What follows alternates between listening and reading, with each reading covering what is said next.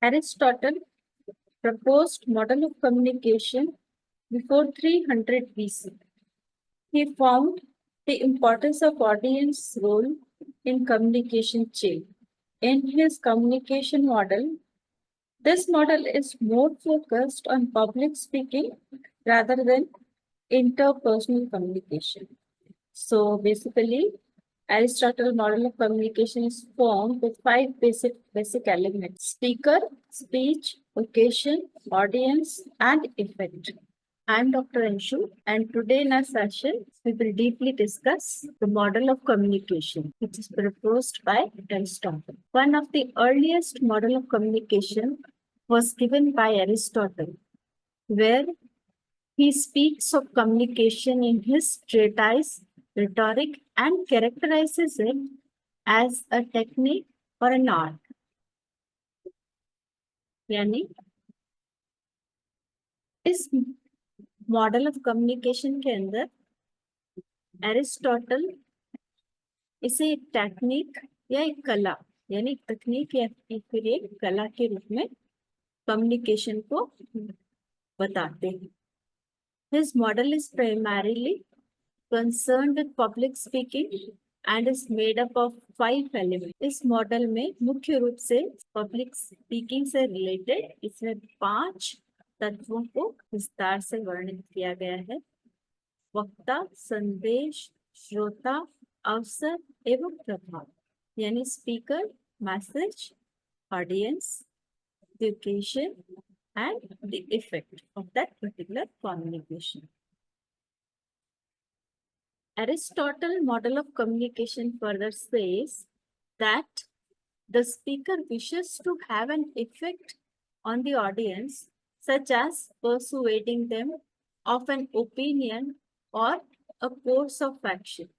So here he says that the same message may have very different effects depending on the audience and the वक्ता एवं दर्शकों पर जो प्रभाव हमें कम्युनिकेशन का देखने को मिलता है उसमें वो कहते हैं कि दर्शक और अवसर के आधार पर एक ही संदेश का अलग अलग प्रभाव हो सकता है. यानी संदेश एक ही है लेकिन वो कहाँ और किससे बोला जा रहा है इस पर डिपेंड करता है. उसका प्रभाव अलग होगा यदि ऑडियंस अलग होगी या फिर ओकेशन अलग होगा यानी कि अवसर अलग होगा. इसी कारण से वक्ता को इनका ध्यान रखना चाहिए और उसी के अकॉर्डिंग अपने संदेश को लिखना चाहिए.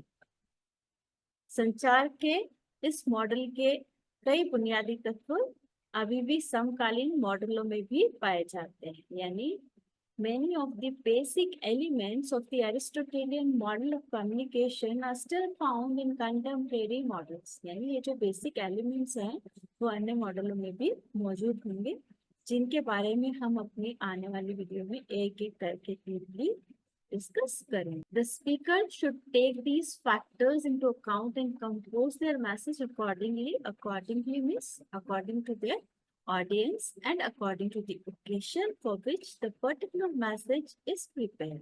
According to Aristotle's model of communication, the speaker wishes to have an effect on the audience, such as persuading them of an opinion or a course of action.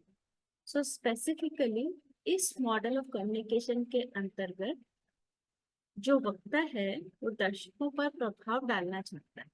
किस प्रकार का प्रभाव कि वो उन्हें एक राय या कार्रवाई करने के लिए उनको राजी करना चाहता है. यानी वो एक ऐसी ओपिनियन या एक ऐसा कोर्स ऑफ एक्शन के लिए उनको परसुएट करता है. सो दर्शकों और अवसर के आधार पर ही उसे अपने मैसेज को इनपुट करना चाहिए. उसी के अकॉर्डिंगली अपने मैसेज को कंपोज करना चाहिए. 3 elements of communication are ethos, pathos and logos. Ethos defines the credibility of speaker, how the speaker gains credibility, authority and power by being an expert in the field of their choice. The second element says that connects the speaker with the audience through different emotions. So here the second element is sadness, anger, and happiness. Through these different emotions, speaker connects with the audience. Then the third element signifies logic. Namely, it is not enough for the speech to be interesting. It needs to follow the rules of logic. So only the interesting speech is not sufficient, but it requires a logic as well. The logic, reasoning, and evidence of the message also is equally important. So we can see the credibility and character of the speaker, how the speaker speaks that everyone accepts the message, and further the emotional appeal to the audience also is important, and the logic, reasoning, and evidence in the message is equally important. These are the three basic elements of communication described by Aristotle. Ethos, the credibility of the speaker. First, expert knowledge. Speaker must demonstrate expertise and authority on the particular topic that is given to him. यानी जो speaker है उसे दिखाना चाहिए कि उसे उस topic पे की संपूर्ण जानकारी है. उसके बाद आता है ethical character. The speaker's reputation and trustworthiness must be established. It is really essential that the reputation of a speaker should be established. यानी जो बोलने वाला व्यक्ति है उसकी रेपुटेशन और उसकी विश्वसनीयता स्थापित होना बहुत आवश्यक है, तभी जो श्रोता है या ऑडियंस है उसकी बात पर ट्रस्ट कर पाएंगे और अच्छे से उसको ग्रहण कर पाएंगे. नंबर 3 है goodwill. The speaker must convey a sincere concern for the audience interest.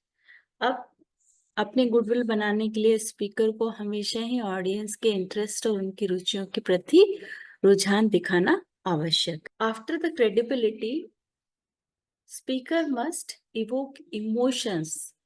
The speaker must tap into the emotions of the audience to create a connection. So in order to create a deeper bond, speaker must tap into the emotions of the audience. जो उनके भावनाएं हैं उनसे अपना संबंध बना लेना बहुत जरूरी है. यदि स्पीकर अपना संबंध उनके भावनाओं के साथ बना लेता है तो वो एक अच्छा स्पीकर बन पाता है. Personal narrative. Sharing relatable stories can help the audience empathize with the message. यदि कोई मैसेज स्पीकर देना चाहता है और उसके साथ ही साथ वो अपनी पर्सनल किसी ऐसे एक्सपीरियंस को शेयर कर लेता है तो वो जो मैसेज है वो और ज्यादा अपीलिंग हो जाता है. उसके बाद आता है shared values. Appealing to the audience's belief and values can make the message more compelling. अब जैसे ही जो स्पीकर है वो ऑडियंस के विश्वास और उनकी जो भी वैल्यूज हैं, उनकी जो भी मॉरल वैल्यूज हैं, एथिकल वैल्यूज हैं, उनके साथ वो यदि कनेक्ट करता है तो उसका मैसेज और ज्यादा प्रभावशाली बन जाता है. उसके बाद आता है logos. The logical appeal. This is really necessary. यानी एक्सपर्टीज हो गया, उसके बाद आपने इमोशनल अपील कर ली, अब आता है लॉजिकल अपील. उसमें आता है फैक्चुअल एविडेंस. यानी आप सिर्फ इमोशंस पे या एक्सपर्टीज ऑफ पर्टिकुलर सब्जेक्ट दिखा करके ही ऑडियंस के साथ संबंध स्थापित नहीं कर सकते. इसके लिए आपको कुछ फैक्ट्स और कुछ लॉजिक की बात करना भी बहुत जरूरी है. The message must be supported by a reliable data and information. यानी कुछ ऐसे डेटास और इंफॉर्मेशन उनके साथ शेयर करना जरूरी है जिससे कि उनको उस बात पर यकीन हो जाए. उसके बाद आता है logical reasoning. The argument must be coherent and logically sound.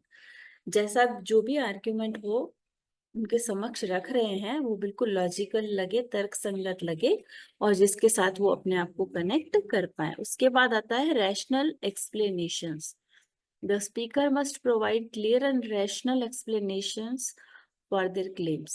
यानी जो भी दावा एक स्पीकर करता है वो बिल्कुल तर्क संगत लगना चाहिए और उसकी जो भी एक्सप्लेनेशंस हैं वो लॉजिकल होनी चाहिए जिससे कि लोगों को लगे कि जो भी फैक्ट्स और डेटाज उनके सामने प्रस्तुत किए गए हैं उसके आधार पर वो जो इंफॉर्मेशन है वो बिल्कुल तार्किक है और विश्वास करने के योग्य है, उसकी विश्वसनीयता उसमें बढ़ जाती। उसके बाद आता है understanding the audience. Audience analysis is really essential, so you should carefully analyse the characteristics, needs and expectations of the audience। सबसे पहला और मुख्य बिंदु है कि आपको बहुत सावधानी के साथ ये एनालाइज करना जरूरी है कि कौन कौन सी कैरेक्टरिस्टिक्स हैं, क्या जरूरतें हैं, आपसे जो एक्सपेक्टेशंस ऑडियंस की हैं वो आप पूरी कर पा रहे हैं। नंबर 2 आता है tailor the message. Adapt the message to resonate with the specific audience। आपको अपना मैसेज इस प्रकार से बनाना है कि जिस प्रकार की ऑडियंस आपके समक्ष है, आप अपने मैसेज को उसी प्रकार से एडिट करें, उन्हीं के रिलेटेड एक्सपीरियंसेस, एग्जाम्पल्स आप उनसे शेयर करें जिससे कि वो आपकी बात से कनेक्ट कर पाए। नंबर 3 पे आता है effective communication. So a speaker must ensure the message is understood and persuasive to the audience. At last, he should take feedback and he should know कि जो मैसेज उसने ऑडियंस को दिया है वो मैसेज उनको समझ में आ गया है और बहुत ही अच्छा मैसेज था जिससे कि वो सारे उसके मैसेज से ऑडियंस परसुएड हो पाए, उससे सहमत हो। उसके बाद आता है adapting the message. How can audience adapt the message? Audience needs are really important. Second thing is message customization, and third thing engagement and impact. How can we describe audience need? यानी जो भी श्रोतागण है उनकी आवश्यकताओं को ध्यान में रखते हुए यदि कोई मैसेज दिया जाता है तो वो मैसेज बड़ा इफेक्टिव कहलाता है। First of all, the speaker must identify the specific requirements and interest along with concerns of the audience। यानी ऑडियंस की क्या कंसर्न्स हैं, ऑडियंस की क्या जरूरतें हैं, उनकी क्या इंटरेस्ट है, रुचि है, उन सबको ध्यान में रखते हुए ही उसे कोई मैसेज ऑडियंस को देना चाहिए। उसके साथ ही साथ सेकंड है message customisation. Tailor the content, language and delivery to best suit the audience. Message को इस प्रकार से काट छांट के बनाए कि जो ऑडियंस उनके समक्ष बैठी है उस मैसेज को बिल्कुल अपने दैनिक जीवन के अनुभव के साथ उसे रिलेट कर पाए और उस मैसेज से वो सहमत भी हो पाए। Engagement and impact. ensure the message is engaging, compelling and impactful for the audience। तो स्पीकर को ये तय करना बहुत जरूरी है कि जो मैसेज वो ऑडियंस को देना चाहते हैं वो मैसेज एंगेजिंग होना चाहिए, ऐसा हो इंफॉर्मेटिव, जिसके अंदर कुछ ऐसी नई बातें हों, जैसे तार्किक अनुभव हों जिनको कि ऑडियंस सुने और उन्हें लगे कि कोई नई नॉलेज उन तक पहुंच रही है जिसे ग्रहण करने के लिए वो रेडी रहे। At last the enduring relevance। First, timeless principles, adaptability, continued study। How can we see? Timeless principle means Aristotle's model continues to provide fundamental principles of effective communication। यानी ये ऐसे टाइमलेस प्रिंसिपल्स हैं जो इतने साल पहले भी एरिस्टोटल ने जो मॉडल ऑफ कम्युनिकेशन दिया था आज भी वो आज के संदर्भ में हमें रेलेवेंट दिखाई देता है। तो बिल्कुल टाइमलेस होना चाहिए, यूनिवर्सल होना चाहिए, यानी कितना भी समय बीत जाए पर जो मॉडल ऑफ कम्युनिकेशन उन्होंने प्रिपेयर किया है वो आज के समय में भी हमें तर्क संगत प्रतीत होता है। दूसरा है adaptability. The model can be applied to a wide range of communication contexts from public speeches to marketing campaigns। यानी जो भी मॉडल उन्होंने बनाया है वो हर जगह एडेप्टेबल। कैसे? अगर किसी अन्य संदर्भ में इस मॉडल ऑफ कम्युनिकेशन को लेते हैं या फिर कोई पब्लिक स्पीचेस हम प्रिपेयर करते हैं या कोई मार्केटिंग कैंपेन यदि हम करते हैं और हम वो मैसेज बना करके हम ये देखते हैं कि वो मैसेज इन सारी बातों पर खरा उतरता है जो अभी हमने पिछली स्लाइड्स में डिस्कस की है, तो वो मैसेज बिल्कुल परफेक्ट है और एडेप्टेबल है, लोग उसे जरूर मैसेज को लेने वाले हैं। तीसरा आता है continued study. Aristotle's ideas are still widely studied and debated by communication scholars and practitioners. So, जैसा कि कोई भी स्टडी एक कॉन्टिन्यूस प्रोसेस है, उस पर रिसर्च और अनुसंधान होते ही रहते हैं, तो हमने जो आज एरिस्टोटल के मॉडल ऑफ कम्युनिकेशन की चर्चा की, उसमें हमने देखा कि जो एरिस्टोटल का मॉडल ऑफ कम्युनिकेशन है वो आज के संदर्भ में भी हमें रिलेवेंट दिखाई देता है, और उस पर हम आज भी स्टडी करके कुछ और बातों को ऐड ऑन करके उसे हम किस प्रकार से और अधिक important बना सकते हैं. At last, to conclude, we can say that Aristotle's model of communication is a timeless framework that still has relevance today. यह एक इस प्रकार का फ्रेमवर्क है जो एरिस्टोटल ने प्रिपेयर किया था, और आज भी इसकी रेलेवेंस हमको समय के अनुसार दिखाई देती है. The three elements, ethos, pathos and logos, provide a solid guide for speakers to effectively communicate their message and persuade their audience. यानी ये जो तीनों एलिमेंट्स एरिस्टोटल के मॉडल में बताए गए हैं, उनके द्वारा यदि कोई स्पीकर उनको ध्यान में रखते हुए अपने मैसेज को प्रिपेयर करता है, तो वो अपनी ऑडियंस को परसुएड कर सकता है कि वो उनकी कही गई बातों को अच्छे से समझे और अमल में लाए और अडेप्ट करें. Answer the question in the comment box. The earliest model of communication is said to have been propounded by Aristotle, Plato, Kalidasa, Socrates. At last, I would say, give your precious comments in the comment section, like this session, and subscribe the channel. Thank you very much for your patience. Here.